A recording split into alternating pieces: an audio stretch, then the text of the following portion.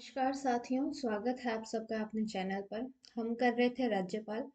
राज्यपाल के अंदर हम राज्यपाल की शक्तियों के बारे में अध्ययन कर रहे थे, जिसके अंदर हम हमारी जो वीडियो का लास्ट पार्ट था वो चल रहा था राज्यपाल की विधायी शक्तियाँ। तो राज्यपाल की विधायी शक्तियों के अंदर हमने पढ़ा आर्टिकल 171(3), जिसके अंदर हमने पढ़ा कि राज्यपाल विधान परिषद के 1/6 सदस्यों का नाम निर्देशित या मनोनीत करेगा। 174 में पढ़ा कि वो विधानमंडल का 17 या 17वां और विधानसभा का भंग या विघटित करेगा। 175 के अंदर पढ़ा कि एक या दोनों सदनों में अभिभाषण तथा राज्यपाल का संदेश भेजने का अधिकार होगा। और 176 में हमने विशेष अभिभाषण के बारे में पढ़ा था राज्यपाल के। आर्टिकल 180 में पढ़ा था कि विधानसभा का जो कार्य संचालन है वो यदि अध्यक्ष और उपाध्यक्ष नहीं होंगे, रिक्त होगा उनका पद, तो राज्यपाल विधानसभा के किसी सदस्य को कार्यवाहक अध्यक्ष नियुक्त करके करवाएगा। और आर्टिकल 192 के अंदर हमने पढ़ा कि विधानमंडल के सदस्यों की निर्भरताओं या कहीं के योग्यताओं के संबंधित प्रश्नों का निर्णय होगा। तो अब हम आगे चलते हैं बिना देरी किए। अगले विधान मतलब राज्यपाल की विधायी शक्तियों के बारे में हम पढ़ेंगे, जिसके अंदर हम पढ़ेंगे पहले आर्टिकल 200 में। आर्टिकल 200 के बारे में। आर्टिकल 200 के अंदर क्या है? आर्टिकल 200 ये है कि जब कोई विधेयक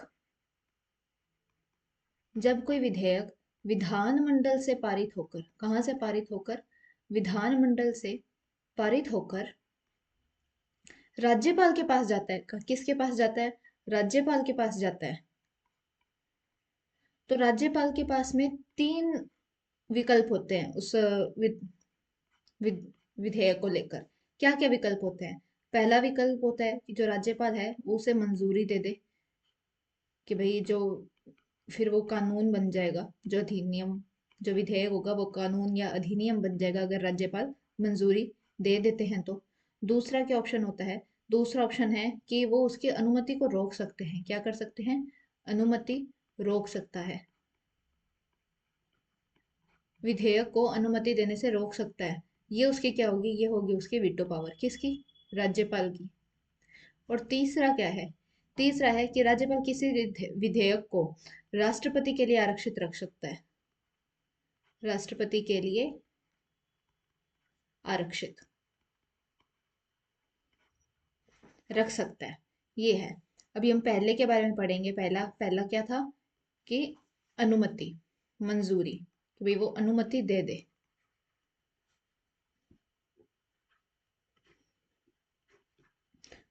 कि कोई भी विधेयक है उसको अगर राज्यपाल अनुमति दे देते हैं ना, तो वो जो विधेयक होता है वो अधिनियम का रूप ले लेता है। अनुमति दे देते हैं तो वो जो विधेयक होता है वो कानून या कहें तो अधिनियम का रूप ले लेता है। वो क्या बन जाता है? कानून या अधिनियम बन जाता है अगर उसे राज्यपाल की मंजूरी, अनुमति मिल जाती है। मतलब अगर कोई विधेयक है, इस बात का मतलब क्या है कि अगर राज्यपाल के साइन होंगे ना, साइन होने के बाद में ही जो विधेयक है वह कानून या अधिनियम बनेगा। दूसरा क्या हमने किया कि उसकी अनुमति रोक सकता है। अनुमति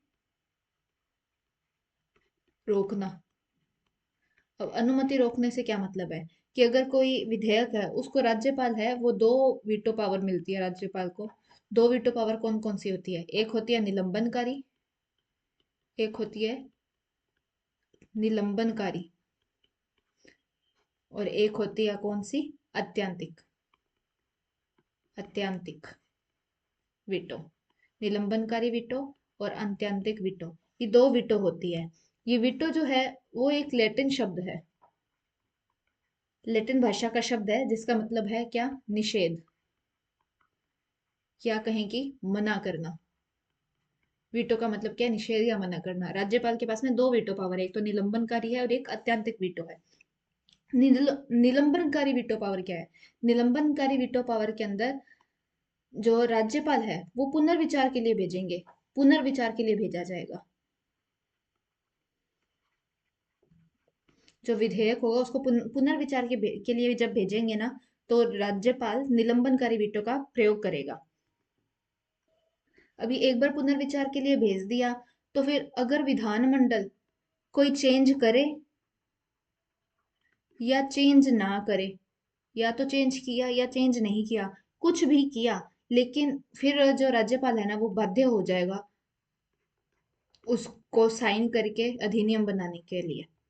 अगर राज्यपाल ने निलंबनकारी का वीटो का प्रयोग करते हुए उसको पुनर्विचार के लिए भेजा कि इसके अंदर थोड़े से चेंजेस करो, और विधानमंडल ने चेंजेस किए और फिर वो वापस आएगा राज्यपाल के पास, तो राज्यपाल को साइन करने होंगे। और अगर चेंजेस नहीं भी किए, वो वापस राज्यपाल के पास आ गया, तो राज्यपाल को तो भी साइन करना पड़ेगा। जो राज्यपाल है वो धन विधेयक के ऊपर ये निलंबनकारी वीटो का प्रयोग नहीं कर सकता। किस पर? धन विधेयक पर। धन विधेयक के ऊपर निलंबनकारी वीटो का प्रयोग नहीं कर सकता राज्यपाल, यानी कि उसको पुनर्विचार के लिए नहीं लौटा सकता। और जो साधारण विधेयक होते हैं, साधारण विधेयक या कहें और कौन से, वित्त विधेयक। वित्त विधेयक और धन विधेयक अलग अलग होते हैं। साधारण विधेयक हो गए, वित्त विधेयक हो गए, इनको पुनर्विचार के लिए लौटा सकता है, यानी कि इनके ऊपर निलंबनकारी वीटो का प्रयोग कर सकता है। धन विधेयक पर निलंबनकारी वीटो का प्रयोग नहीं कर सकता है। दूसरा क्या है? अंत्यांतिक वीटो। अंत्यांतिक वीटो क्या होता है कि जो राज्यपाल है ना वो पूर्णतः मना ही कर देता है, कि पूर्णतः मना कर देता है, कि वो डायरेक्ट ही मना कर देता है कि नहीं, ये नहीं होगा। और ये जनरली जो गैर सरकारी होते हैं, गैर सरकारी विधेयक,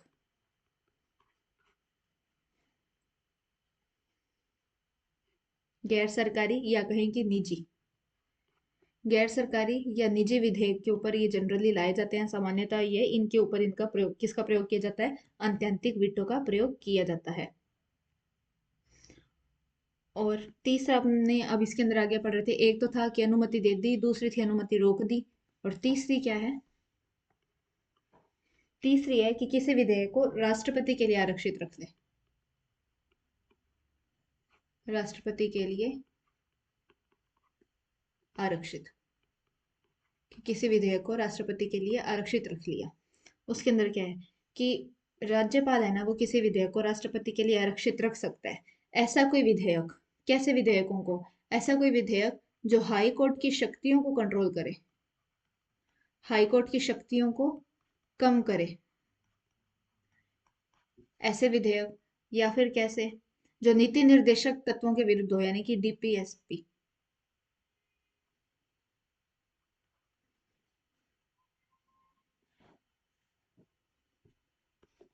डीपीएसपी यानी कि जो नीति निर्देशक तत्व हो गए, कौन से नीति निर्देशक तत्व?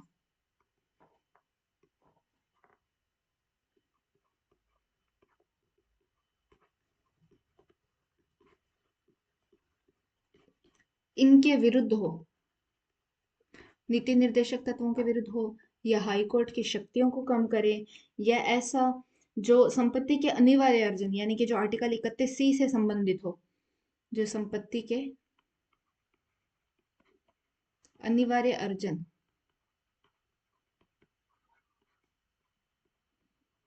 कौन सा आर्टिकल है संपत्ति के अनिवार्य अर्जन से संबंधित?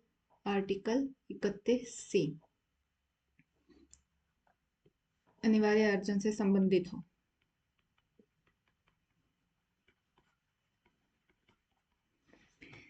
और किसको राष्ट्रपति के लिए रख सकता है संरक्षित, आरक्षित करके रख सकता है? ऐसा कोई विधेयक जो राष्ट्रीय महत्व का हो, राष्ट्रीय महत्व का जो विधेयक हो उसको राज्यपाल राष्ट्रपति के लिए आरक्षित रख सकता है। या फिर ऐसा विधेयक जो संविधान के उपबंधों के विरुद्ध हो, किसके विरुद्ध हो? संविधान के उपबंधों के विरुद्ध हो, उपबंधों के विरुद्ध। और किसके लिए आरक्षित रख सकता है? ऐसा विधेयक जो देश के जो व्यापक हित हैं इनके विरुद्ध हो, देश के व्यापक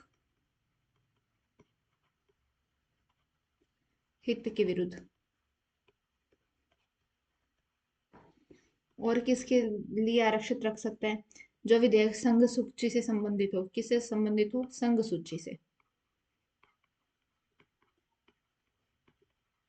जो विधेयक संघ सूची से संबंधित होगा उसको वो राष्ट्रपति के लिए संरक्षित रख सकता, आरक्षित रख सकता है। दूसरा, ऐसा जो समवर्ती सूची से हो, कंकरेंट लिस्ट से रिलेटेड हो, और संसद के अंदर उसके ऊपर ऑलरेडी कानून बन चुका है। कैसे पर? समवर्ती सूची का हो, समवर्ती सूची का हो, और जो उसके ऊपर संसद ने उस पर पूर्व में कानून बना चुकी है, कैसा, उस पर संसद पूर्व में कानून बना चुकी है, पूर्व में कानून बना चुकी है। और कैसे विषयों को वो राष्ट्रपति के लिए आरक्षित रखता है कि भाई कोई वित्तीय आपातकाल के समय जो विधानमंडल द्वारा पारित किए गए जो धन विधेयक थे ना, उनको राष्ट्रपति के लिए आरक्षित रखा जाता है कि इसमें वित्तीय आपातकाल में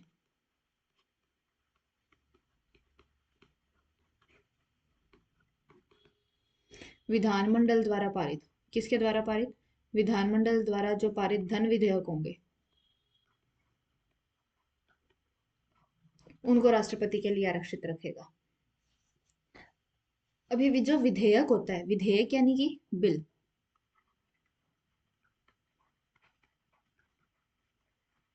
पहले बिल आएगा, राज्यपाल साइन कर देगा, तो फिर वो क्या बन जाएगा, लॉ बन जाएगा। बिल जो होते हैं वो दो होते हैं, कैसे, एक तो होता है सरकारी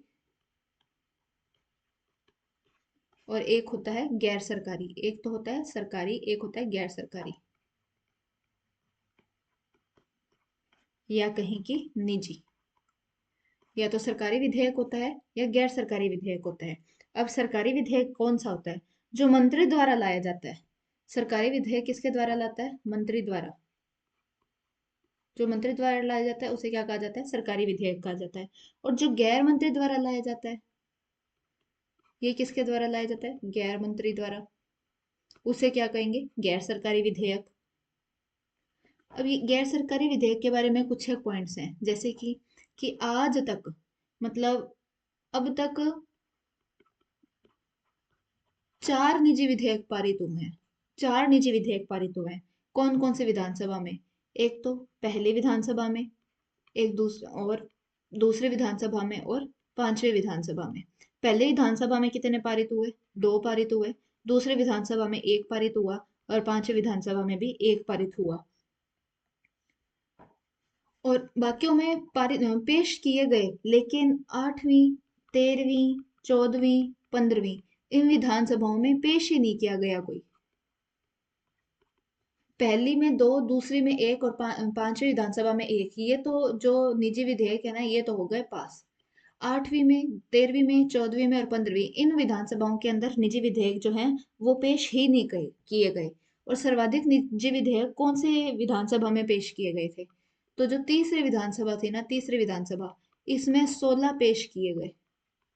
16 निजी विधेयक जो हैं वो पेश किए गए, लेकिन पास एक भी नहीं हुआ। पास किन में हुआ है, पास खाली हुए हैं पहली विधानसभा में, दूसरी विधानसभा में और पांचवी विधानसभा में। टोटल पास कितने हुए हैं आज तक, आज तक 4 ही गैर सरकारी विधेयक, या कहें कि निजी विधेयक पास हुए हैं।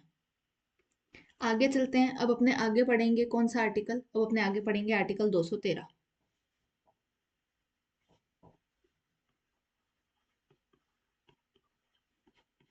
आर्टिकल 213, आर्टिकल 213 क्या कह रहा है कि विश्रांति काल के अंदर जो आदेश प्रख्यापित करने की राज्यपाल की शक्ति, विश्रांति काल में,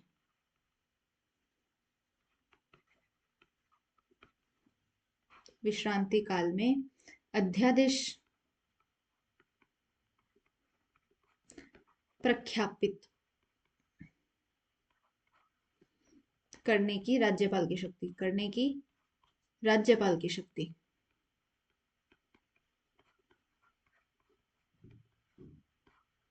इसके अंदर हम पहले पढ़ेंगे 213 एक,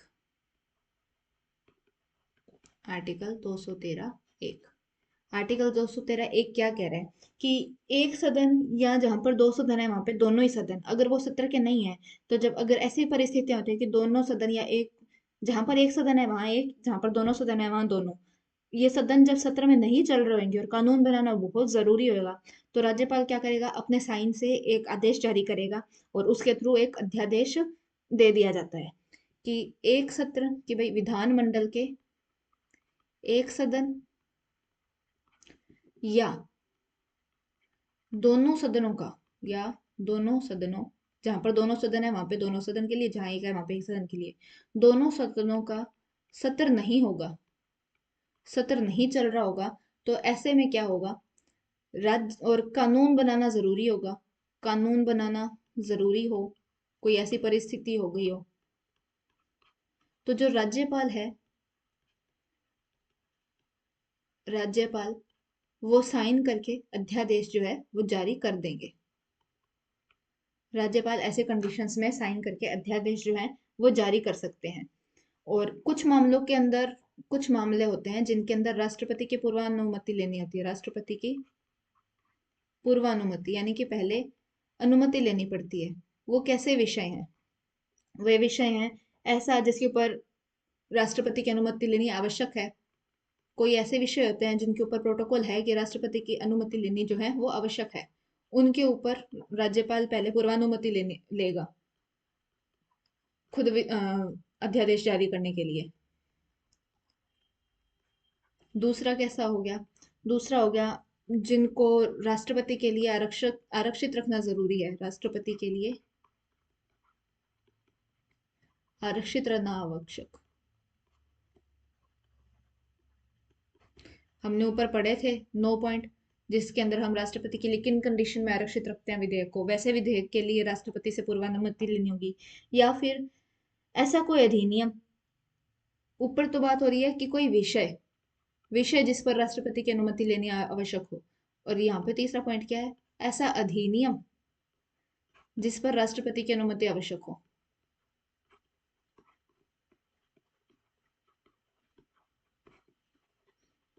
ऐसे विषयों पर इन इन चीजों के ऊपर अध्यादेश जारी से करने से पहले राष्ट्रपति की पूर्वानुमति लेनी जो है वो आवश्यक होगी। अगला अपने पढ़ेंगे आर्टिकल 213(2). आर्टिकल 213(2). आर्टिकल 213(2) क्या कह रहा है कि ये जो अध्यादेश जारी करेगा राज्यपाल, जब कोई सत्र नहीं चल रहा होगा, तो उस अध्यादेश का बल और प्रभाव वैसा ही होगा जैसा कोई विधानमंडल विधि बना देता है ना, उसका होएगा। यानी कि जो अध्यादेश है वो विधि का ही रूप होता है। क्या? कि जो अध्यादेश है, अध्यादेश का वही रूप, सॉरी वही बल, वही बल और प्रभाव होगा, वही बल और प्रभाव होगा जैसा किसका होता है? जैसा विधानमंडल द्वारा पारित विधि का होता है।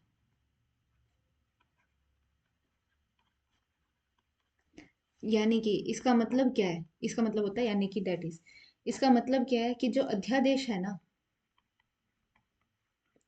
वो विधि का ही रूप है। किसका रूप है? विधि का ही रूप है। विधि का रूप है। अध्यादेश किसका रूप है? विधि का रूप है। अभी इसी के अंदर ही अपने पढ़ेंगे क्या? आर्टिकल 213(2) क। आर्टिकल 213(2) क्या कहता है? कि जो अध्यादेश जारी किया जा रहा है ना, अध्यादेश की अवधि। आर्टिकल 213(2) में क्या है? अध्यादेश की अवधि है। इसके अंदर कहा क्या जा रहा है? इसमें कहा जा रहा है कि राज्यपाल द्वारा जो ये अध्यादेश होगा ना, वो जब विधानमंडल पुनः संवेत होगा, पुनः संवेत यानी कि जब उसका सत्र जो है वो फिर से शुरू हो जाएगा, और दोनों सदनों के अंदर 6 सप्ताह में पारित होना आवश्यक होगा, वरना जो अध्यादेश है वो रद्द हो जाएगा। क्या है? कि जो अध्यादेश है राज्यपाल द्वारा जो जारी अध्यादेश है, राज्यपाल ने जो अध्यादेश जारी किया था, वो कब तक होगा? कि विधानमंडल के पुनः संवेत यानी कि सत्र शुरू होने पर, सत्र शुरू होने पर पुनः संवेत होने पर दोनों सदनों से, जहां पे दोनों सदन होंगे ना वहां पे दोनों सदनों से 6 सप्ताह में, कितने में? 6 सप्ताह में पारित होना चाहिए।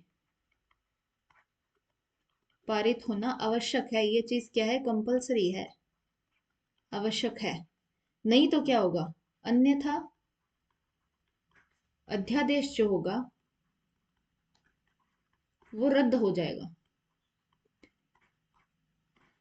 कि जहां पर एक सदन है वहां पर तो एक सदन का जैसे ही सत्र शुरू होगा उसके शुरू होने के 6 सप्ताह के अंदर उससे पारित हो जाना चाहिए, और जहां पर दोनों सदन है ना वहां पे दूसरा सदन जब शुरू हो रहा है दूसरे सदन के शुरू होने के 6 सप्ताह के अंदर पारित होना हो जाना चाहिए।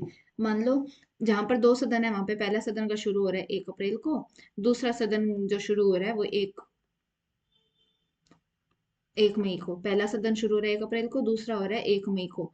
तो 1 मई के 6 सप्ताह के अंदर अंदर, एग्जाम्पल के लिए बता रही हूँ कि ये 1 महीने बाद में शुरू हो रहा है, फिर भी जो बाद में शुरू हो रहा है ना उसके शुरू होने के 6 सप्ताह के अंदर अंदर जो अध्यादेश है वो पारित हो जाना चाहिए, वरना जो अध्यादेश है वो रद्द हो जाएगा।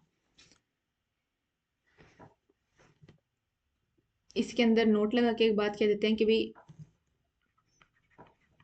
अगर अलग अलग तारीख को शुरू हो रहे हैं, अलग अलग, इसका मतलब क्या है, अलग अलग तारीख को शुरू हुई है बैठकें, तारीख को दोनों सदनों की बैठक स्टार्ट है, दोनों सदनों की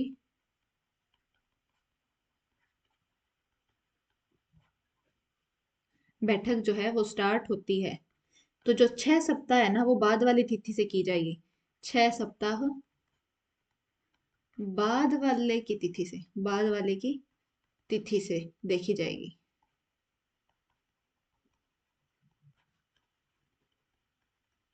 ठीक है।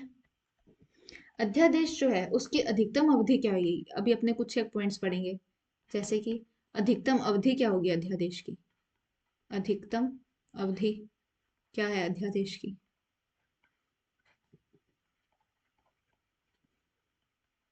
क्या होती है अध्यादेश की अधिकतम अवधि, अध्यादेश की अधिकतम होती है 6 माह और 6 सप्ताह। कितना, 6 माह और 6 सप्ताह, ये है अध्यादेश की अधिकतम अवधि। दूसरा क्या है, सत्र शुरू होने के बाद में 6 सप्ताह, 6 सप्ताह यानी कि 42 दिन में जो है उसे पारित हो जाना चाहिए। और क्या बात है कि जो अध्यादेश जारी करना है ना वो राज्यपाल की कैसी शक्ति है, वो राज्यपाल की विधायी शक्ति है। अध्यादेश जारी करना राज्यपाल की कैसी शक्ति है, विधायी शक्ति है ये अध्यादेश जारी करना। और जो राज्यपाल है वो अध्यादेश कैसे जारी करता है, वो राज्य मंत्रिमंडल की सिफारिश पर जारी करता है। राज्यपाल अध्यादेश राज्य मंत्रिमंडल की सिफारिश पर, राज्य मंत्रिमंडल की सिफारिश पर जारी करता है। ठीक है। अब अपने अगला आर्टिकल पढ़ते हैं, कौन सा, 213 दो ख, 213 दो ख, ये हमने पढ़ा 2 क, जिसमें हमने पढ़ा कि अवधि कितनी होगी अध्यादेश की। अभी ख के अंदर पढ़ेंगे कि राष्ट्रपति द्वारा जारी अध्यादेश और राज्यपाल द्वारा जारी अध्यादेश ये किस पर होंगे, संवर्ती सूची में होंगे। तो ऐसी स्थिति के अंदर जो राष्ट्रपति द्वारा अध्यादेश होगा ना वो प्रभावी होएगा। मान लो संवर्ती सूची है, संवर्ती सूची के विषय पर, संवर्ती सूची के विषय पर राज्यपाल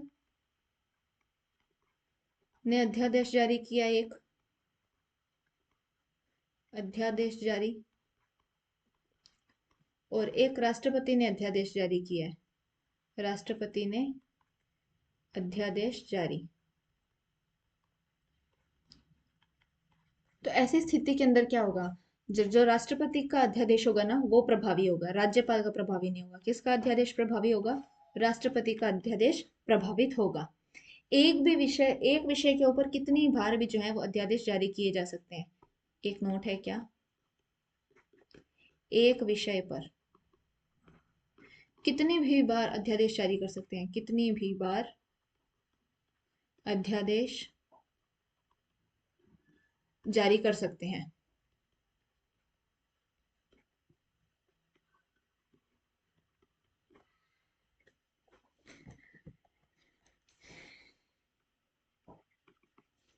ठीक है।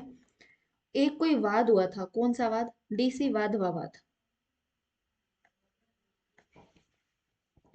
वाद का नाम क्या है, डीसी वाधवा वाद बनाम बिहार, यानी कि डीसी वाधवा वाद बनाम बिहार। कब हुआ है ये, 1900 87 के अंदर हुआ है। इसके अंदर क्या बात है? इसके अंदर बात है कि इसके अंदर सुप्रीम कोर्ट ने क्या कहा? सुप्रीम कोर्ट ने कहा कि अध्यादेश राज नहीं चलेगा, क्योंकि कोई अध्यादेश लोकतांत्रिक प्रक्रिया के विरुद्ध है। इसने कहा कि अध्यादेश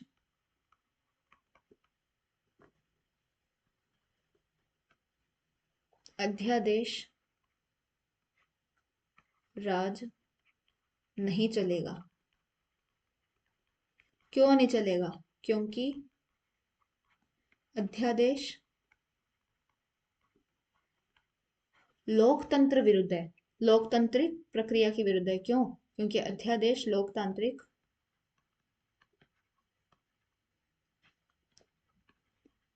प्रक्रिया के विरुद्ध है। कौन से वाद की बात है ये? डीसी वाद के बारे में बात है। अब तक सर्वाधिक जो अध्यादेश हैं वो कब जारी हुए हैं? अब तक सर्वाधिक अध्यादेश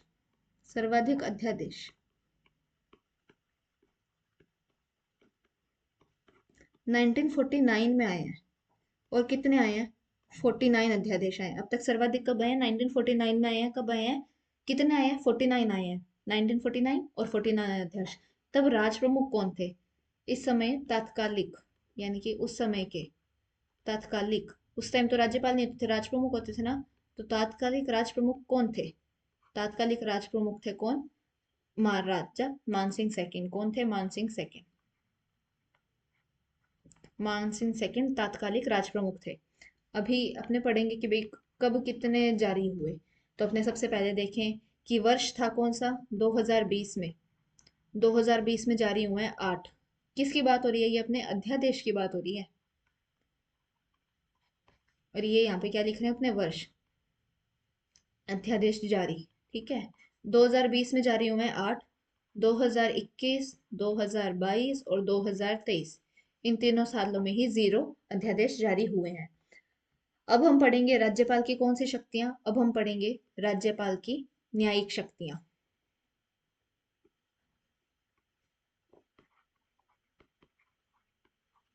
न्यायिक शक्तियां राज्यपाल की।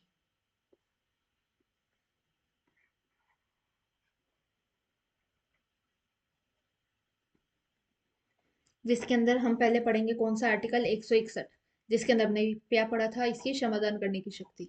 आर्टिकल 161, इसके अंदर हमने पढ़ा था क्षमा करने की शक्ति। क्षमा करने की शक्ति। राष्ट्रपति के अंदर कौन सी पड़ी थी? आर्टिकल 72 में।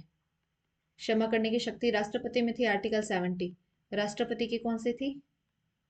आर्टिकल 72 में। और राज्यपाल की किस में? आर्टिकल 161 के अंदर। अगला और कौन सा है? आर्टिकल 217।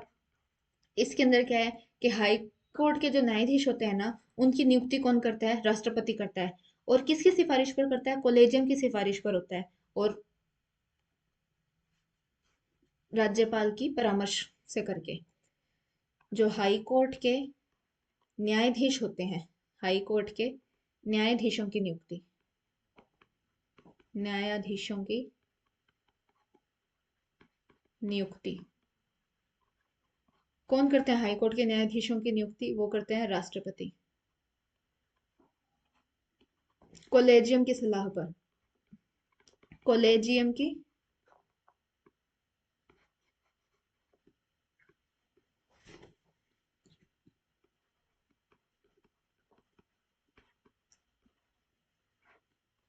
सिफारिश पर। और उस राज्य के राज्यपाल से परामर्श लेकर, राज्यपाल के परामर्श पर।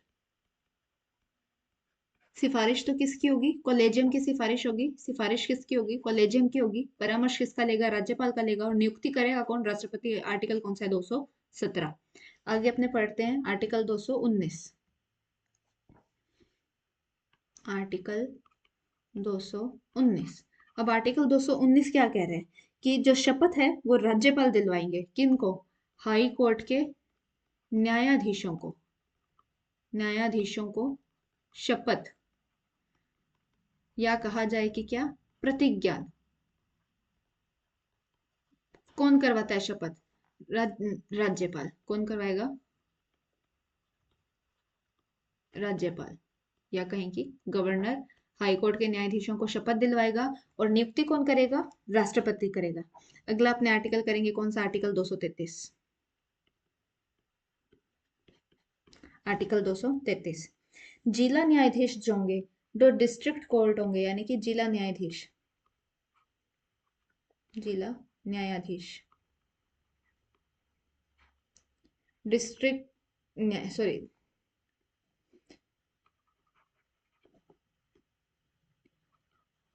जो डिस्ट्रिक्ट न्यायालय यानी कि जिला न्यायालय यानी कि डिस्ट्रिक्ट कोर्ट होंगे, उनके न्यायाधीशों की, उनके न्यायाधीशों की, यानी कि जिला न्यायाधीशों की नियुक्ति कौन करेंगे? इनकी नियुक्ति भी कौन करेंगे? राज्यपाल। हाई कोर्ट के न्यायाधीशों की नियुक्ति कौन कर रहे थे? राष्ट्रपति कर रहे थे, कॉलेजियम की सिफारिश पर और राज्यपाल के परामर्श पर। और उनको शपथ दिलवा रहे थे राज्यपाल। और डिस्ट्रिक्ट कोर्ट के जो न्यायाधीश यानी कि जो जिला न्यायाधीश है, उनकी नियुक्ति कौन कर रहे हैं? राज्यपाल कर रहे हैं। किसकी सलाह पर? सुप्रीम हाई कोर्ट के सलाह पर। हाई कोर्ट यानी कहीं के उच्च न्यायालय की सलाह पर, हाई कोर्ट की सलाह पर। हाई कोर्ट के न्यायालय के अंदर जो न्यायाधीश हैं, उनकी नियुक्ति किनके सलाह पर हो रही है? परामर्श लिया जा रहा है राज्यपाल का, सिफारिश हो रही है कॉलेजियम की। और जो जिला न्यायाधीश हैं, उनकी नियुक्ति कौन कर रहे हैं? राज्यपाल, हाई कोर्ट की सलाह पर। अगले अपने आर्टिकल करेंगे 234।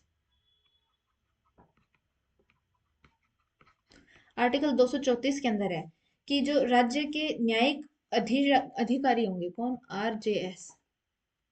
कौन? राज्य न्यायिक अधिकारी। राज्य न्यायिक अधिकारी। जो राज्य न्यायिक अधिकारी होंगे, उनकी नियुक्ति कौन करेगा? RJS की नियुक्ति कौन करेंगे? वो करेंगे राज्यपाल। RJS की नियुक्ति कौन करेंगे? राज्यपाल करेंगे। किसके परामर्श पर? हाई कोर्ट के परामर्श पर और RPS की सिफारिश पर। किस पर? RPSC की सिफारिश पर और हाई कोर्ट के परामर्श पर।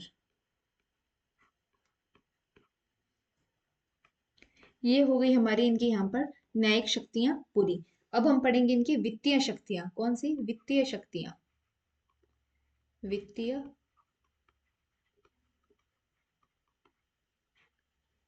शक्तियां,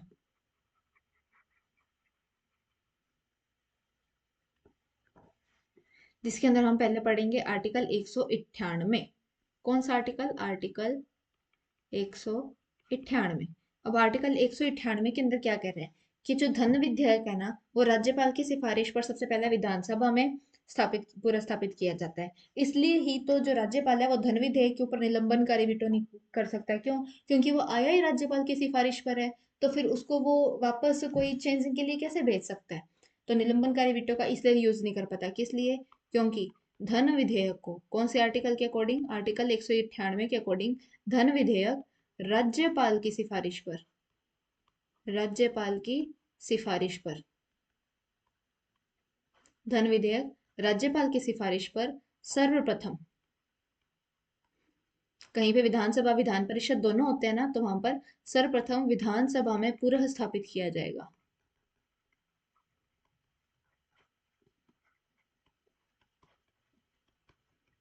राज्यपाल की सिफारिश पर आता है धन विधेयक। आर्टिकल कौन सा कह रहा है? ये 198 कह रहा है। अगला आर्टिकल है आर्टिकल 202(1).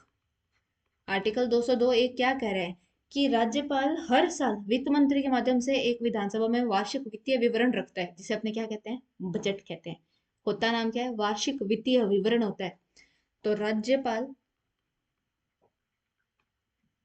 प्रत्येक वर्ष, प्रत्येक वर्ष किसके थ्रू? वित्त मंत्री के माध्यम से, वित्त मंत्री के माध्यम से विधानसभा में, कहां पर? विधानसभा में वार्षिक वित्तीय विवरण, वार्षिक वित्तीय विवरण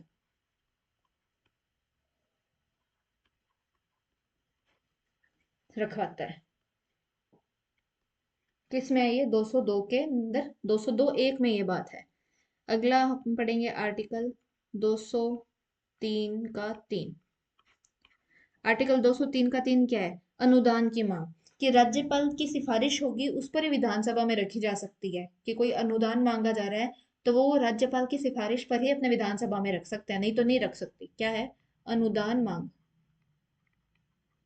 अनुदान की मांग राज्यपाल की सिफारिश पर। किसकी सिफारिश पर? राज्यपाल की सिफारिश पर विधानसभा में रखी जाती है। विधान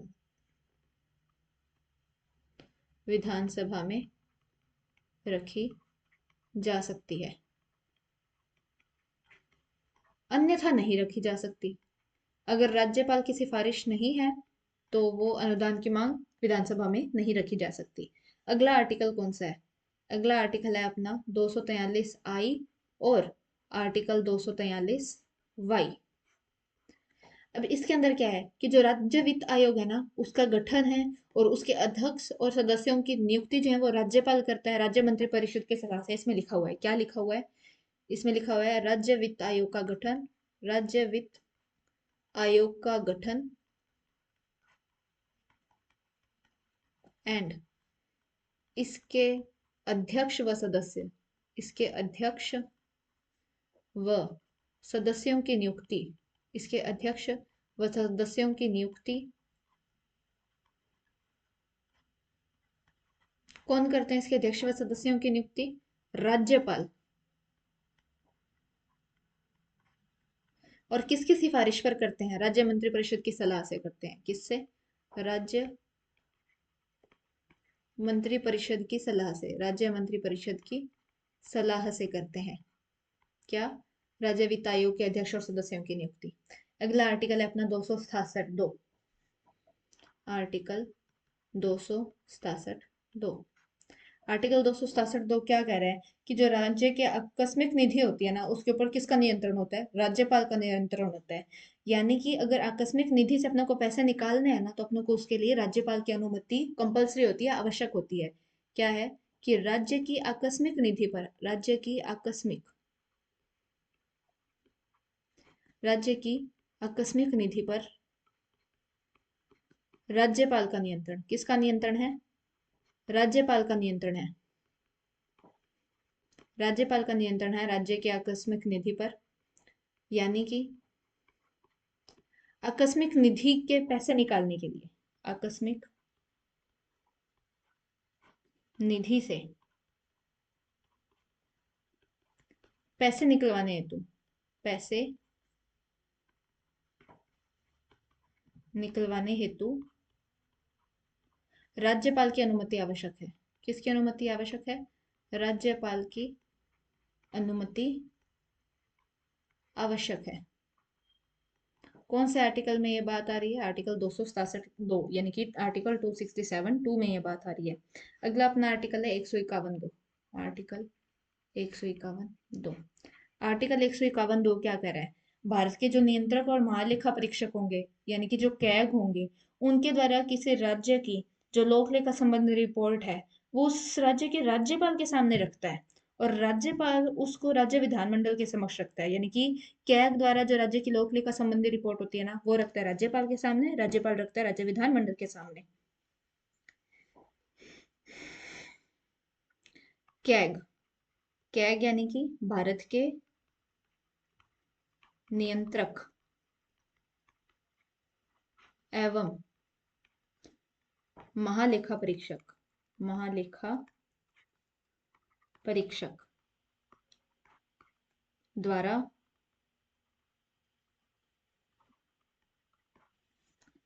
किसी राज्य की, क्या? किसी राज्य की लोक लेखा संबंधी जो रिपोर्ट होगी, किसी राज्य की लोक लेखा संबंधी रिपोर्ट, उस राज्य के जो राज्यपाल है, उस राज्य के राज्यपाल के समक्ष रखता है। राज्यपाल के समक्ष रखता है। और फिर जो राज्यपाल होता है तथा राज्यपाल उसको जो रिपोर्ट दी है उसको राज्य विधान मंडल के समक्ष रखवाता है।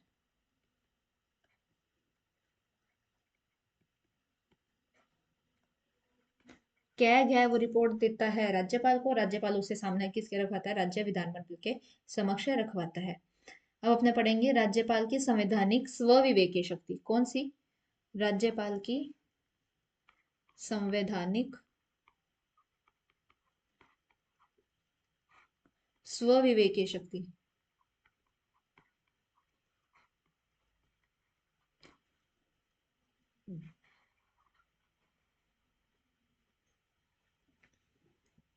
जिसके अंदर हम पहले क्या पढ़ेंगे, आर्टिकल ये है किसमें, ये है आर्टिकल 163 2 के अंदर है। मीन जो सीधी इसकी बात आ रही है, पहले हम पढ़ेंगे क्या, आर्टिकल 163 1। आर्टिकल 163 1 इसके अंदर क्या कह रहा है कि राज्यपाल को सलाह देने हेतु राज्य मंत्री परिषद होती है। क्या? राज्यपाल को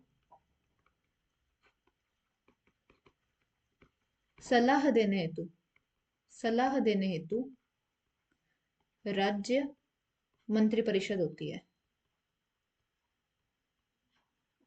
किस लिए होती है राज्य मंत्री परिषद? राज्यपाल को सलाह देने के लिए होती है। और कौन से में है ये? आर्टिकल 163 1 के अंदर है।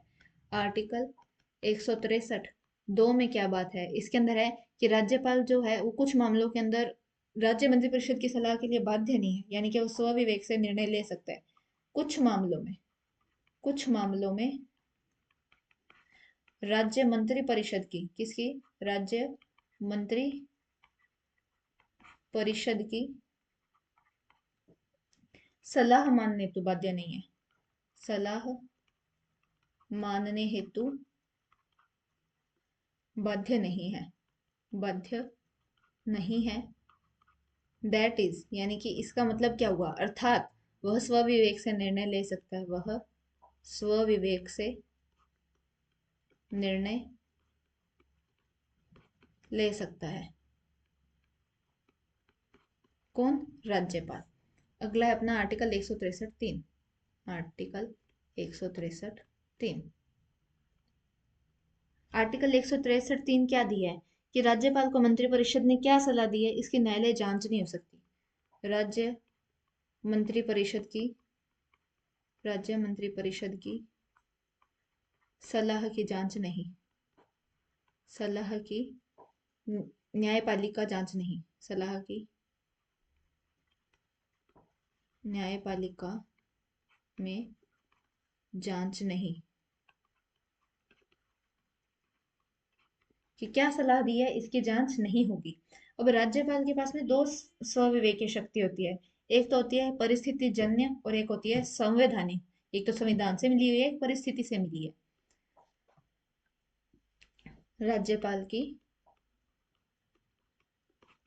स्वविवेकीय शक्तियां,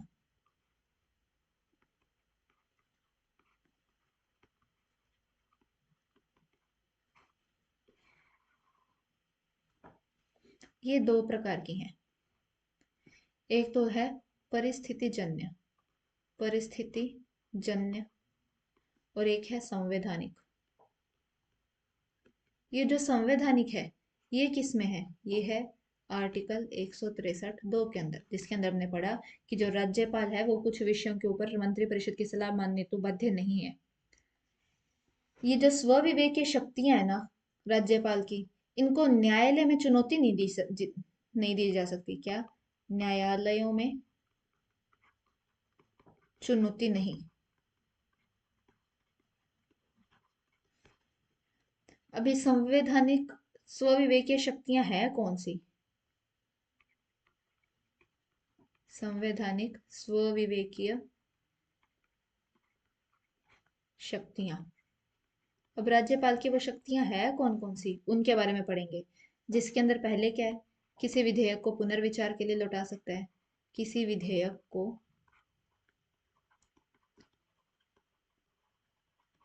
पुनर्विचार के लिए लौटा सकता है, पुनर्विचार के लिए लौटा सकता है। दूसरा क्या है कि भाई किसी विधेयक को राष्ट्रपति के लिए आरक्षित रख सकता है, राष्ट्रपति के लिए आरक्षित किसी विधेयक को। और कैसे विधेयक होते हैं वो हम पहले पढ़ चुके हैं, जिनको राष्ट्रपति के लिए आरक्षित रखा जा सकता है। तीसरा क्या हो गया? तीसरा हो गया मुख्यमंत्री से सूचना मांग सकता है, सीएम से सूचना मांग सकता है, सूचना मांग सकता है। और क्या हो गया? राष्ट्रपति शासन की सिफारिश कर सकता है, राष्ट्रपति शासन की सिफारिश कर सकता है। और कैसा हो गया? अनुसूची 5 और 6 क्या है? अनुसूची 5 व 6 इनके संबंध में विशेष प्रावधान है।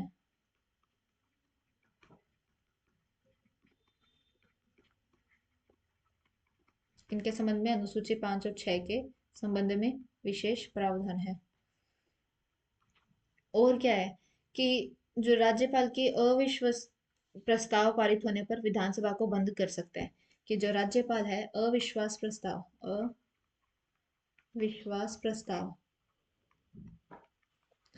पारित होने पर विधानसभा को भंग कर सकता है, विधानसभा को भंग कर सकता है राज्यपाल। ठीक है, ये तो हमने पढ़ी राज्यपाल की कैसी शक्तियां, संवैधानिक स्वविवेकीय शक्तियां। अब हम क्या पढ़ेंगे? परिस्थितिजन्य। कैसी? परिस्थितिजन्य स्वविवेकीय शक्तियां।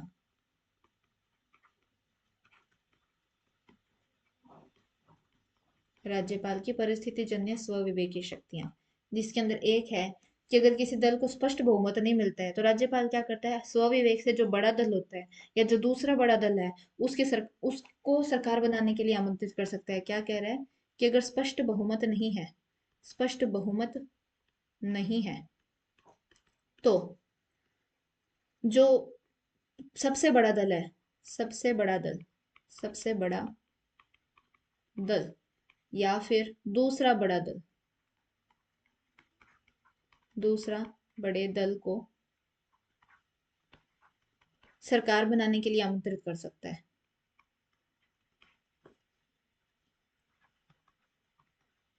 सरकार बनाने के लिए आमंत्रित कर सकता है, कर सकता है राज्यपाल। अगर कोई स्पष्ट बहुमत नहीं है तो जो बड़ा दल है, सबसे बड़ा या दूसरा सबसे बड़ा दल है, उसको सरकार बनाने के लिए आमंत्रित कर सकता है। दूसरा है कि अगर किसी सीएम के उसके पद पर रहते हुए मृत्यु हो जाए या कोई उसका कोई निश्चित उत्तराधिकारी नहीं होता है तो राज्यपाल अपने स्वविवेक से मुख्यमंत्री को नियुक्त कर देता है। सीएम की पद पर मृत्यु, सीएम के पद पर मृत्यु हो जाए, निश्चित उत्तराधिकारी न हो, निश्चित उत्तराधिकारी न हो, तो राज्यपाल स्वविवेक से मुख्यमंत्री नियुक्त कर सकता है। राज्यपाल स्वविवेक से सीएम यानी कि मुख्यमंत्री नियुक्त कर सकता है। ये परिस्थिति जन्य है। और क्या है कि तीसरा है कि जो राज्यपाल का अभिभाषण होता है, राज्यपाल का अभिभाषण,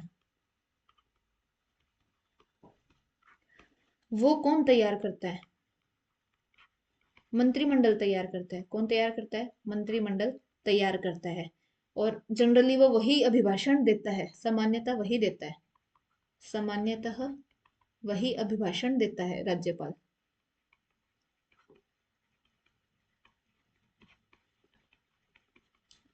लेकिन अगर, लेकिन उसमें क्या हो, पूर्ववर्ती सरकार की आलोचना हो, लेकिन उसमें पूर्ववर्ती सरकार की आलोचना किसकी? पूर्ववर्ती सरकार की आलोचना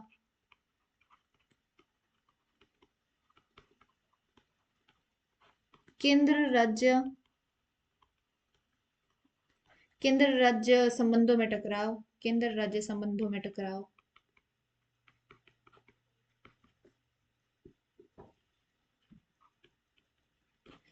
या फिर संवैधानिक भावना के प्रतिकूल लिखे गए वाक्यांश, संवैधानिक भावना के प्रतिकूल लिखे वाक्यांश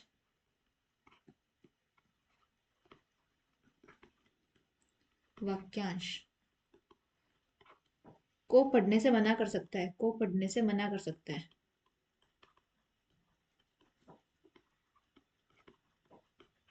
ये उसकी परिस्थिति जन स्वविवेक की शक्ति है। कैसी शक्ति है? स्वविवेक की शक्ति है। और चौथी बात क्या आती है? चौथी बात आती है कि राज्यपाल जो है वो स्वविवेक से किसी मंत्री या मुख्यमंत्री के विरुद्ध एफआईआर की अनुमति दे सकता है, यानी कि फर्स्ट प्रथम सूचना रिपोर्ट जो है दे सकता है। क्या है? कि राज्यपाल स्वविवेक से क्या कर सकता है? किसी मंत्री या सीएम के विरुद्ध एफआईआर या बोलें तो प्रथम सूचना रिपोर्ट, एफआईआर की अनुमति दे सकता है। एफआईआर की अनुमति दे सकता है कौन? राज्यपाल, स्वविवेक से।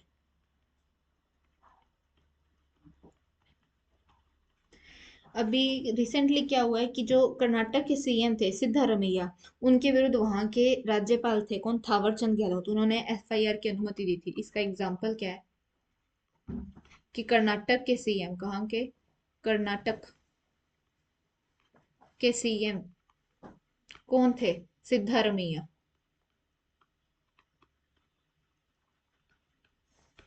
इनके विरुद्ध किसने? वहां के जो राज्यपाल थे, कौन थे वहां के राज्यपाल? थावरचंद गहलोत। इन्होंने क्या कर दी? एफआईआर कर दी थी। ये राज्यपाल की जो क्या है, परिस्थिति जन्य इसकी शक्ति है। कैसी शक्ति है? परिस्थिति जन्य स्वविवेक की शक्ति है। तो आज जितना अपनों पढ़ लिया उसका हम अब क्या करते हैं? रिवीजन करते हैं जो जो आज अपनों पढ़ लिया। क्लास काफी लंबी हो गई है। तो आज की क्लास में हमने पढ़ा, सबसे पहले विधायी शक्तियां चल रही थी हमारी पिछली क्लास की, तो हमने आज पहला पढ़ा आर्टिकल 200। आर्टिकल 200 के अंदर हमने पढ़ा कि जब कोई विधेयक विधानमंडल से पारित होकर जाता है तो राज्यपाल के पास में उस विधेयक से रिलेटेड तीन विकल्प होते हैं। एक विकल्प होता है कि या उसे मंजूरी दे दे, दूसरा होता है या तो उसकी मंजूरी रोक ले यानी कि अनुमति रोक ले, तीसरा है कि वो राष्ट्रपति के लिए आरक्षित रख ले। अगर जो राज्यपाल है वो अनुमति देता है तो क्या होता है? जो विधेयक होता है ना, वो साइन करने के बाद में कानून या अधिनियम बन जाता है। यानी कि जो बिल होता है वो एक लॉ बन जाता है। किसके बाद में? राज्यपाल के साइन के बाद में। अगर मान लो वो अनुमति रोक ले, अनुमति ना दे, तो अनुमति ना देने के पास में उसे उसके पास में दो वीटो पावर होती है। जो वीटो है वो लैटिन शब्द से लिया गया जिसका मतलब है निषेध या मना करना। दो वीटो पावर कौन सी है? निलंबनकारी और आत्यंतिक वीटो। निलंबनकारी वीटो का मतलब क्या होता है? कि जो राज्यपाल है ना वो पुनः विधानमंडल के पास में उस बिल को भेज देता है पुनर्विचार के लिए। अब विधानमंडल के पास में दो ऑप्शन होते हैं, उसमें चेंजेस करे या ना करे। लेकिन विधानमंडल ने बिना चेंजेस किए भी अगर उसको दोबारा राज्यपाल के पास में भेज दिया तो जो राज्यपाल है वो बाध्य हो जाता है उसको साइन करके पास करने के लिए। विधानमंडल चेंज करे चाहे ना करे, लेकिन अगर उसने राज्यपाल को वापस ये भेज दिया पुनर्विचार के बाद में फिर से बिल, तो राज्यपाल को साइन करके उसे पास करना ही करना पड़ेगा। दूसरा है अत्यंतिक वीटो। अत्यंतिक वीटो का मतलब क्या होता है? पूर्णतः मना कर देना कि मैं तो पास करूंगा ही नहीं, बिल बिल्कुल पास नहीं होगा। ये जनरली कैसे बिल्स पर होता है? गैर सरकारी बिल यानी कि निजी विधेयकों पर होता है ऐसा। जो निलंबनकारी विट होता है ना उसको धन विधेयक पर नहीं लगाया जा सकता। क्यों? क्योंकि जो धन विधेयक है ना आर्टिकल 198 के तहत वो राज्यपाल की सिफारिश पर ही आ रहा है। अगर राज्यपाल की सिफारिश पर ही धन विधेयक आ रहा है तो उस पर निलंबनकारी विटो राज्यपाल कैसे लगाएगा? नहीं लगा सकता। राज्यपाल निलंबनकारी विटो किन पर लगा सकता है?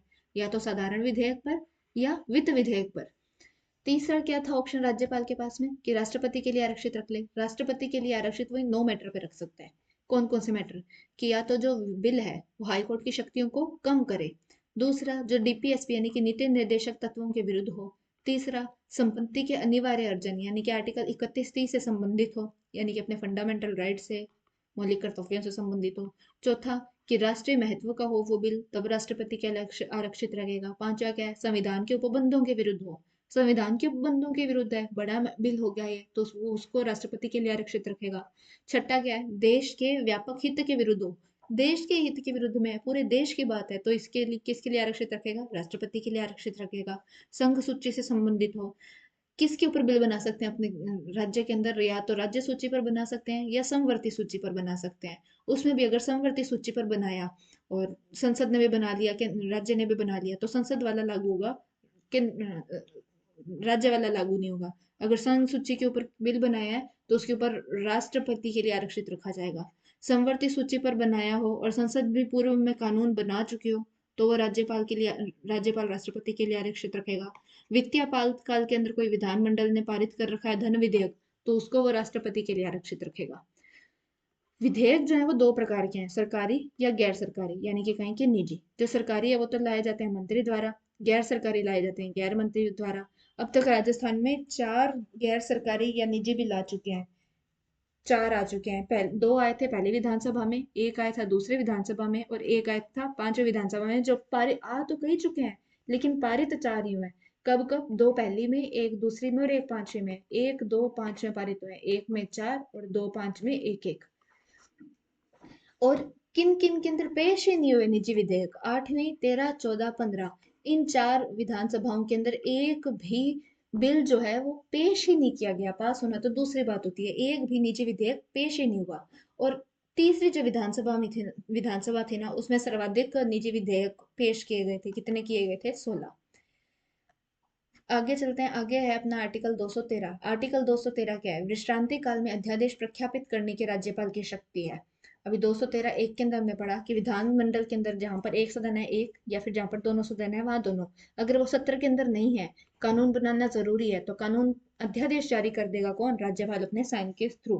कुछ है के ऊपर राष्ट्रपति की पूर्वानुमति लेनी होगी अध्यादेश जारी करने के लिए। कैसे विषयों पर, अगर कोई विषय राष्ट्रपति की अनुमति लेने के लिए आवश्यक है उन पर, राष्ट्रपति के लिए कोई आरक्षित रखना होता है उसके लिए, या फिर कोई अधिनियम जिस पर राष्ट्रपति की अनुमति आवश्यक है, ऐसे अध्यादेशों को जारी करने के लिए राष्ट्रपति की पूर्वानुमति लेनी होगी। फिर आर्टिकल 213 दो है। आर्टिकल 213 दो क्या है, अध्यादेश का वही बल और प्रभाव होगा जैसे कोई विधानमंडल द्वारा पारित विधि का होता है, सेम वही पावर होगी राज्यपाल द्वारा जारी अध्यादेश की। यानी कि अध्यादेश जो है वो एक विधि का ही रूप है।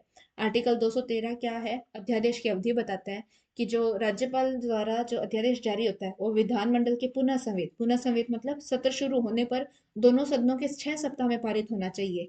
अगर पारित नहीं होता है तो जो अध्यादेश है वो रद्द हो जाएगा।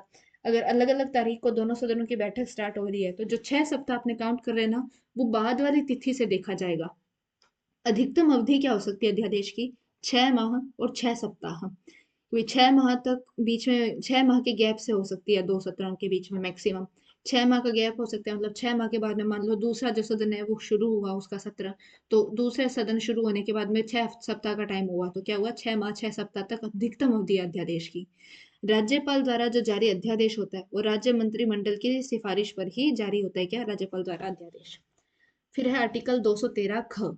आर्टिकल 213 ख क्या है, संवर्धित सूची का कोई विषय है उस पर राज्यपाल ने भी अध्यादेश जारी किया, राष्ट्रपति ने भी अध्यादेश जारी किया, तो प्रभावी किसका होगा, राष्ट्रपति का अध्यादेश प्रभावी होगा। फिर क्या है कि अगर कोई विषय है, एक विषय है, उस पर कितनी भी बार अध्यादेश जारी किया जा सकता है, नो मैटर व्हाट, 1 बार 10 बार 20 बार, कितनी भी बार अध्यादेश जारी कर सकते हैं एक ही विषय पर। फिर एक अपने वाद पढ़ते हैं, कौन सा, डीसी वादवा बनाम बिहार वाद 1987 का है। इसके अंदर सुप्रीम कोर्ट कहते हैं कि अध्यादेश राज नहीं चलेगा, क्योंकि अध्यादेश लोकतांत्रिक प्रक्रिया के विरुद्ध है। अध्यादेश जारी कर दिया, 6 माह 6 सप्ताह तक चलता गया, ऐसे बार बार यूं नहीं कर सकते। अब तक राजस्थान में जो सर्वाधिक अध्यादेश है वो जारी हुए थे 1939 के अंदर। कितने जारी हुए थे, 39 में। उस समय राज प्रमुख कौन थे, मान सिंह थे। अध्यादेश जारी अगर अपने देखें तो 2021-22-23 में तो एक भी अध्यादेश जारी नहीं हुआ, और 2020 में 8 अध्यादेश जारी हुए थे। फिर हम पढ़ेंगे राज्यपाल की न्यायिक शक्तियां, जिसके अंदर हम पहले पढ़ेंगे आर्टिकल 161, जिसमें राज्यपाल की क्षमा करने की शक्ति, जो कि हम पहले पढ़ चुके हैं इसकी क्षमा करने की शक्तियां। और राष्ट्रपति की क्षमा करने की शक्ति किसमें, आर्टिकल 72 के अंदर है। फिर आर्टिकल 217, हाई कोर्ट के न्यायाधीशों की नियुक्ति कौन करेंगे, राष्ट्रपति करेंगे, कोलेजियम की सिफारिश पर करेंगे और राज्यपाल के परामर्श पर करेंगे। जिस राज्य के हाई कोर्ट में न्यायाधीशों की नियुक्ति होनी है। 219 क्या है कि हाई कोर्ट के न्यायाधीशों को शपथ कौन दिलाएंगे, वो दिलाएंगे राज्यपाल। शपथ दिलाएंगे राज्यपाल, नियुक्ति करेंगे राष्ट्रपति राज्यपाल के परामर्श पर। 233 क्या है, जिला न्यायालय के जो न्यायाधीश होंगे यानी कि जिला न्यायाधीशों की नियुक्ति करेंगे राज्यपाल हाई कोर्ट की सिफारिश पर, सलाह पर। आर्टिकल 234 है, जो आरजेएस होते हैं यानी कि राज्य न्यायिक अधिकारी, उनकी नियुक्ति कौन करते हैं, राज्यपाल, आरपीएससी की सिफारिश पर और हाई कोर्ट के परामर्श पर। आगे हमने पढ़ी थी वित्तीय शक्ति राज्यपाल की, जिसमें आर्टिकल 198 था, धन विधेयक राज्यपाल की सिफारिश पर सर्वप्रथम विधानसभा में पूरा स्थापित किया जाता है। 198 में क्या है, धन विधेयक राज्यपाल की सिफारिश पर विधानसभा में पारित किया जाता है। आर्टिकल 202(1), इसके अंदर क्या है, राज्यपाल प्रत्येक वर्ष वित्त मंत्री के माध्यम से विधानसभा में वार्षिक वित्तीय विवरण रखवाता है। आर्टिकल 203 है कि अनुदान की मांग है, राज्यपाल की सिफारिश पर ही अनुदान की मांग विधानसभा में रखी जा सकती है। अगर राज्यपाल की सिफारिश नहीं है तो अनुदान की मांग जो है वो नहीं रख सकते हैं। किसमें बात आ रही है, ये आर्टिकल 203 के अंदर आ रही है। आर्टिकल 243 आई, 243 वाई के अंदर क्या है, राज्य वित्त आयोग का गठन के बारे में है और इसके अध्यक्ष और सदस्यों की नियुक्ति कौन करेंगे, राज्यपाल करेंगे। इसके अध्यक्ष और सदस्यों की नियुक्ति किसकी सलाह पर, राज्य मंत्री परिषद की सलाह पर। अगला है आर्टिकल 267(2), राज्य की आकस्मिक निधि पर किसका नियंत्रण होता है, राज्यपाल का नियंत्रण होता है। यानी कि अगर अपने को आकस्मिक निधि से पैसे निकलवाने हैं तो किसकी अनुमति लेनी होगी, राज्यपाल की अनुमति लेनी होगी। मान लो अपने पास में 100 रुपए हैं, लेकिन उन 100 रुपए पर कंट्रोल किसका है, अपने मम्मी का है, तो अपने को अगर वो 100 रुपए चाहिए ना तो मम्मी की अनुमति लेनी होगी। यही चीज है ये। अगला है आर्टिकल 152(2), क्या है, कैग। कैग का मतलब क्या है, भारत के नियंत्रक या महालेखा परीक्षक। कैग जो है उनके द्वारा किसी राज्य की लोक लेखा रिपोर्ट, लोक लेखा संबंधी जो रिपोर्ट है वो राज्यपाल के समक्ष रखी जाती है और जो राज्यपाल है उस रिपोर्ट को विधानमंडल के समक्ष रखेगा राज्य के। फिर अपने पढ़ते हैं राज्यपाल की स्वविवेकीय शक्तियां, जो कि आती है 163(2) में। 163(2) में क्या लिखा जाता है कि सलाह देने के लिए होती है राज्य मंत्री परिषद, लेकिन कुछ विषयों पर राज्य मंत्री परिषद की सलाह मानने के लिए राज्यपाल बाध्य नहीं होता, वो स्वविवेक से निर्णय कर सकता है। किसमें बात आती है, 163(2) में। 163(1) में क्या कहा जाता है, राज्यपाल को सलाह देने हेतु राज्य मंत्री परिषद होती है। 163(2) में क्या कहा जा रहा है, राज्यपाल को कुछ मामलों में राज्य मंत्रिपरिषद की सलाह मानने हेतु बाध्य नहीं कर सकते, यानी कि वह स्वविवेक से निर्णय ले सकता है। आर्टिकल 163(3) में क्या है, राज्यपाल मंत्रिपरिषद की सलाह से न्यायपालिका जांच नहीं कर सकती। ये जांच नहीं की जा सकती कि राज्य मंत्रिपरिषद ने राज्यपाल को क्या सलाह दी है, ये न्यायपालिका में इसकी जांच नहीं करवाई जा सकती। अब राज्यपाल के पास में स्वविवेकी शक्तियां दो प्रकार की होती है, संवैधानिक और परिस्थितिजन्य। संवैधानिक का विवरण किसमें है, 163(2) में है, और परिस्थिति जन्य है। जो राज्य की स्वविवेकी शक्ति हैं उनको न्यायालय में चुनौती नहीं दे सकते अपने। अभी इसके संवैधानिक स्वविवेकी शक्तियां कौन सी है, एक है कि किसी विधेयक को पुनर्विचार के लिए लौटा सकता है। दूसरा है राष्ट्रपति के लिए आरक्षित रख सकता है किसी विधेयक को। सीएम से सूचना मांग सकता है कि क्या क्या प्रशासनिक चीजें चल रही है। राष्ट्रपति शासन की सिफारिश कर सकता है। अनुसूची 5 और 6 के संबंध में विशेष प्रावधान रखता है राज्यपाल स्वविवेकीय शक्ति में। अविश्वास प्रस्ताव पारित अगर हो जाता है तो विधानसभा को भंग कर सकता है। और परिस्थिति जन्य स्वविवेकीय शक्तियां क्या है कि अगर कोई स्पष्ट बहुमत नहीं हो रहा है किसी चुनाव में, अगर स्पष्ट बहुमत नहीं हो रहा है तो सबसे बड़ा दल या जो दूसरा बड़ा दल है उसको सरकार बनाने के लिए आमंत्रित कर सकता है राज्यपाल। ये इसकी परिस्थिति जन्य स्वविवेकीय शक्ति है, संवैधानिक नहीं है। दूसरा क्या है कि अगर सीएम की जो है वो पद पर रहते हुए मृत्यु हो जाती है, कोई निश्चित उत्तराधिकारी उसका नहीं है, तो राज्यपाल क्या करेगा, स्वविवेक से किसी को सीएम नियुक्त कर देगा। फिर क्या है, जो राज्यपाल का अभिभाषण है ना वो मंत्रिमंडल तैयार करती है और सामान्यतः राज्यपाल उसी अभिभाषण को बोलता है। लेकिन अगर उस अभिभाषण के अंदर पूर्ववर्ती सरकार की आलोचना हो या केंद्र राज्य संबंधों में टकराव हो या संवैधानिक भावना के प्रतिकूल लिखे हुए कुछ वाक्यांश शब्द हो, तो राज्यपाल उनको रीड करने से मना कर सकता है कि मैं तो नहीं बोलूंगा। राज्यपाल जो है वो किसी सीएम या किसी मंत्री के विरुद्ध एफआईआर यानी कि प्रथम सूचना रिपोर्ट की अनुमति दे सकता है। इसका एग्जाम्पल क्या है, कुछ ही समय पूर्व, कुछ ही टाइम के अंदर, कुछ टाइम इंटरवल के अंदर क्या हुआ, कर्नाटक के सीएम थे सिद्धारमैया, उनके अगेंस्ट एफआईआर की अनुमति दे दी थी। किसने, वहां के राज्यपाल थावरचंद गहलोत ने। इसके साथ में हम आज के अपने वीडियो को विराम देते हैं, काफी मैटर पढ़ चुके हैं। हम मिलते हैं अपने नए पार्ट के अंदर, अगले पार्ट में, जिसमें हम कोशिश करेंगे राज्यपाल जो है वो पूरा हो जाए। तब तक के लिए जय हिंद, जय भारत। पढ़ते रहिए, पढ़ाते रहिए।